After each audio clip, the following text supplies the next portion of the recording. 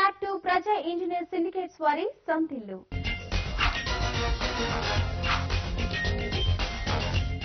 Hyderabad real estate పరిస్థితులపై Andhra Pradesh real estate developers association అఫ్రెడా secretary general Dashrath రెడ్డితో business editor Vasant Kumar చేసిన ప్రత్యేక ఇంటర్వ్యూను ఇప్పుడు చూద్దాం.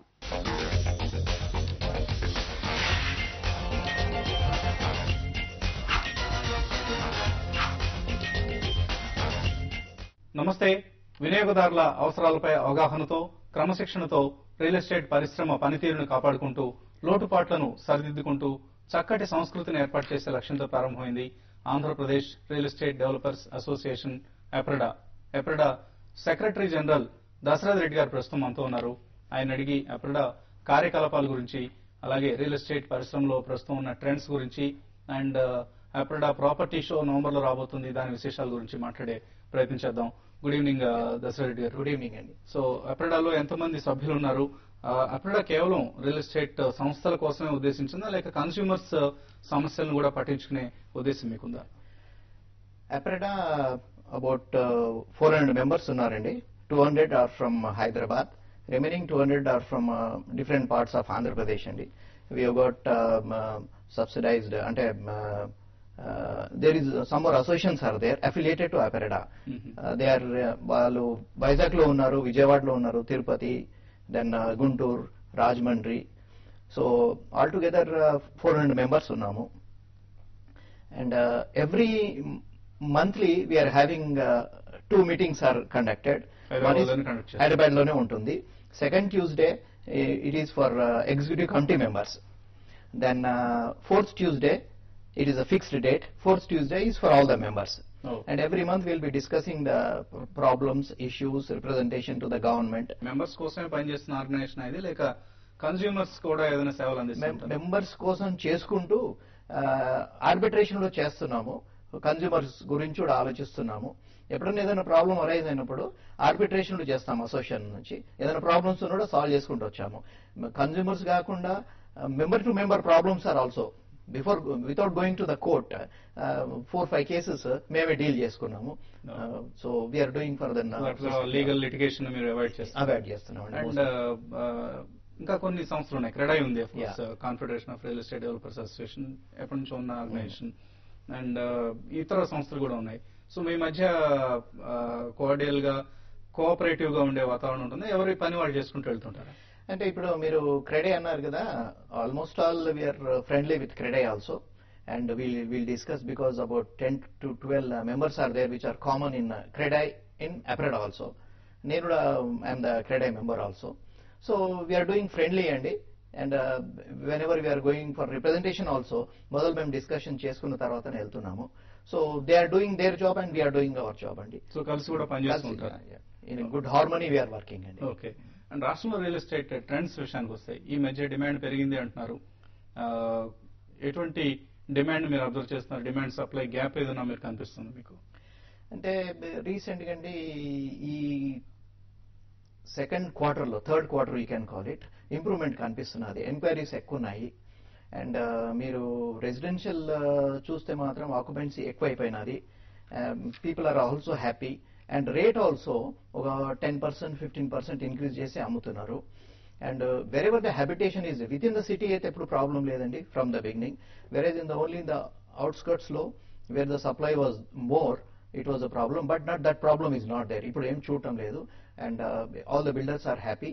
And even the purchasers quantify చేయగలమా మనం? అంటే కుష్మన్ వెహికల్స్ లాంటి వాళ్ళు కొంతమంది రియల్ ఎస్టేట్ రీసెర్చ్ సంస్థలు కొంత స్టాటిస్టిక్స్ ఇస్తున్నారు. అవునండి. మీ అబ్జర్వేషన్ లో ఎటువంటి క్వాంటిఫై చేయగలిగే గ్రోత్ కనిపిస్తుంది? అంటే గ్రోత్ ఈజ్ వెరీ గుడ్ అండి. ఆల్మోస్ట్ ఆల్ మనకి ఇప్పుడు 20,000 ఫ్లాట్స్ వరకు సేల్ అవుతున్నాయంటని ఎవ్రీ ఇయర్ కనిపిస్తున్నది. Last time Knight Frank India గానీ, కుష్మన్ ఫీల్డ్ గానీ, JLLM కూడా చెప్పారు. సో ఇంప్రూవ్మెంట్ చాలా కనిపిస్తున్నది. And people are also coming forward, many people. Next 3 years లో in fact one of the research agencies చెప్పిన మాట ఇది. నెక్స్ట్ 3 years లో 40,000 యూనిట్లు కొత్తగా హైదరాబాద్ లో కన్స్ట్రక్ట్ కాబోతున్నాయి. దీనికి తగ్గ డిమాండ్ వస్తుంది అనుకుంటున్నారా? డెఫినెట్ గా వస్తుందండి. ఎందుకంటే మీరు ఒకసారి చూస్తే ఫర్ ద పాస్ట్ 3-4 years కొద్దిగా స్లో ఉన్నా కూడా ఇప్పుడే ఇంప్రూవ్మెంట్ అయినది 12 లో. So this improvement growth will be continuous ఉంటుందండి. And what we are expecting for Hyderabad is well connected and lot of infrastructure development is there with the outer ring road and international airport. And people are friendly, weather is good. So everybody want to come and settle down here. And apart from so many other political issues, in spite of those things, definitely బాగా improvement ఉంటున్నట్టు expect చేస్తున్నాము. And మీరు ఒకసారి చూస్తే retail market ఎఫ్డిఐలో rental values బాగా పెరిగిపోయినాయి. Earlier it was about 27 to 32 rupees ఉన్న rates అన్ని they have increased up to 40 rupees also in most of the cases in Gachibowli and other areas. So retailers also, they are very happy. And regarding the flats also, many people they are selling away their stuff and new people are coming now.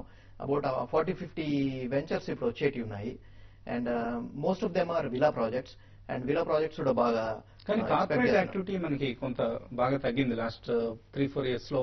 Corporate activity suffer అయింది because of మీరు ఇందాక అన్నట్టుగా రకరకాల రాజకీయ అంశాల కారణంగా. So corporate activity pickup అవుతుంది అన్న సూచనలు ఏమైనా మీకు వస్తున్నాయి? అంటే కార్పొరేట్ యాక్టివిటీ మీరు అన్నట్లు ఆఫీస్ స్పేసెస్ ఇప్పుడు మనకు రిజల్ట్ తీసుకుంటే, అంటే ఇది జేఎల్ఎం రిపోర్ట్ ప్రకారం తీసుకుంటే లాస్ట్ ఇయర్ కన్నా ఈ ఇయర్ బాగా డెవలప్మెంట్ అయిందని చెప్పారు వాళ్ళు. In future also it is going to develop అని చెప్తున్నారు, specially retail and commercials. So దాంతో ఏమైందంటే రీటైల్ డెవలప్ అయినది. For every 1000 SFT of the retail ఒక ఫ్లాట్, అంటే ఒక ఫ్లాట్ అమ్మాల్సిన అవసరం ఉంది, అది ఇంకా అమ్మలేదు ఇప్పుడు, వాళ్ళే చెప్పారన్నమాట రిపోర్ట్.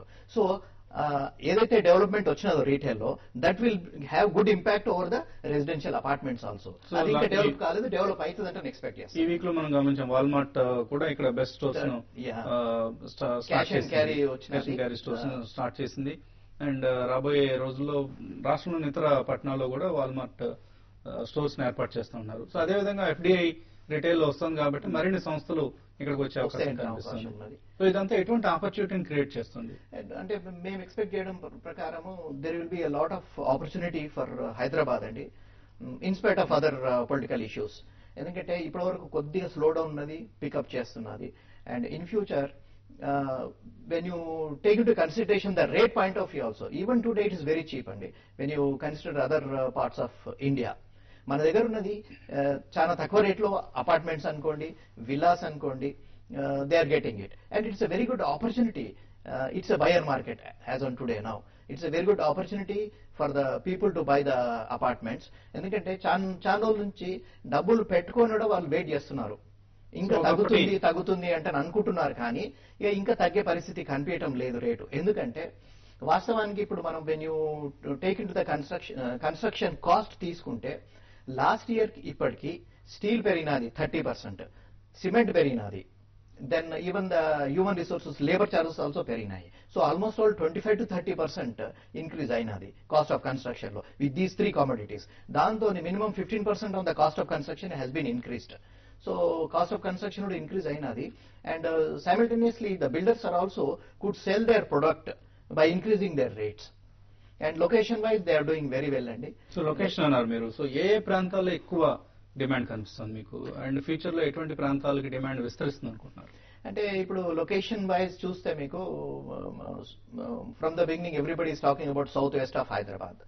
కానీ apart from south west of Hyderabad, ఇప్పుడు మనకు because we are well connected with outer ring road కదా, most of the areas are going to be well developed. And ఎక్కడైతే హ్యాబిటేషన్ ఉన్నదో, for example if you take Dilsukhnagar area, Bowenpally area, Himayatnagar, Barkatpur, all these CBD areas are there. ఇక్కడ మాత్రం ఎప్పుడు problem లేదండి.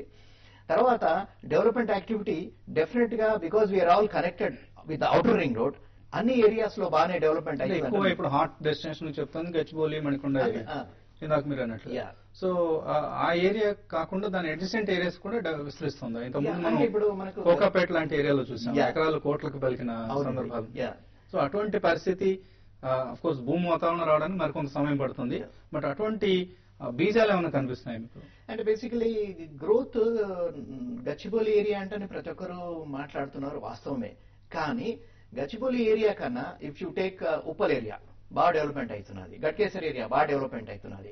Even I think Medchal road also slowly it is picking up. అంటే almost all we have got 7 roads. 7 roads they will be developing అండి.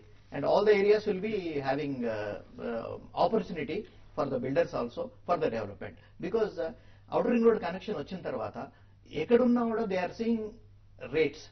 ఆ rates అన్ని remaining areas లో కొద్దిగా తక్కువ ఉన్నందుకు they by their. And affordability ఏదంటే ఒకటి మనం అనుకుంటున్నాము. సో అఫోర్డబుల్ రేట్ లో they will get the apartment and they can move and to any part of Hyderabad because of the connectivity. దురదృష్టవశాత్తు అఫోర్డబిలిటీ అన్న దానికి డెఫినేషన్ లేదు. క్లియర్ గా లేదు. సో కొంతమందికి 35 lakhs కూడా అఫోర్డబుల్ గా అంటున్నారు, మరి కొంతమంది లేదు 25 lakhs అంటున్నారు. సో ఏదైనా కానీ సామాన్యుడికి అందుబాటులో say 10 to 15 lakhs or less than 20 lakhs range లో ఎక్కువ కన్స్ట్రక్షన్స్ రావడం లేదు. మీరు అన్నది కరెక్టేనండి. అఫోర్డబిలిటీ అనేది అసలు దాని డెఫినేషన్ అనేది క్లారిటీగా లేదు. ఎందుకంటే if you take Mumbai affordability will be different, Poona different ఉంటుంది, ఢిల్లీ డిఫరెంట్ ఉంటుంది, ఇన్కమ్ లెవెల్స్ బట్టి ఇన్కమ్ లెవెల్స్ దాని ప్రకారం ఉంటుంది. బట్ జేఎల్ఎల్ఎం వాళ్ళు కానీ, కుష్మన్ ఫీల్డ్ కానీ, నైట్ ఫ్రాంక్ ఇండియా వాళ్ళు ఏదో అప్రాక్సిమేట్ గా రేట్ ఏదో ఫిక్స్ చేసుకున్నారు. కానీ ఇట్ విల్ ఇంప్లిమెంటేషన్ ఏంటంటే లోకలైజేషన్. అసలు affordability is a localisation thing. మీరు అన్నట్లు అప్ టు 20 lakhs ఫ్లాట్ కడితే మాత్రము చాలా ఈజీగా మూవ్ అవుతుంది. ఇప్పుడు as it is up to 35-40 lakhs వరకు కూడా మూవ్మెంట్ ఉన్నదండి, బాగానే మూవ్మెంట్ వస్తున్నది. అండ్ మనకు maximum scarcity of housing is in the range of 15 to 25 lakhs only. ఆ రేంజ్ లోనే చాలా స్కేర్సిటీ ఉంది హౌసింగ్. అండ్ ఇప్పుడు రీసెంట్ గా people started constructing apartments in the lesser area. అంటే అంతకన్నా మొదలు మేము వీ హావ్ కన్స్ట్రక్టెడ్ 1500, 2000 to 3000 వరకు కట్టాం. ఇప్పుడు we have reduce the areas also. We're doing in 1000 SFT. Earlier also 650 SFT లో కూడా 1.5 bedroom ఇచ్చిన రోజులు ఉన్నాయి. If you take BN Reddy Complex, Shant Shikara, long back in 1987. Same system now, if you follow in these periphery areas, definitely a movement బాగుంటుంది. And builders also, without any problem, they can sell their product. ఇవి ఈ వారం ప్రజా engineer syndicates వారి సొంతిల్లు కార్యక్రమం విశేషాలు.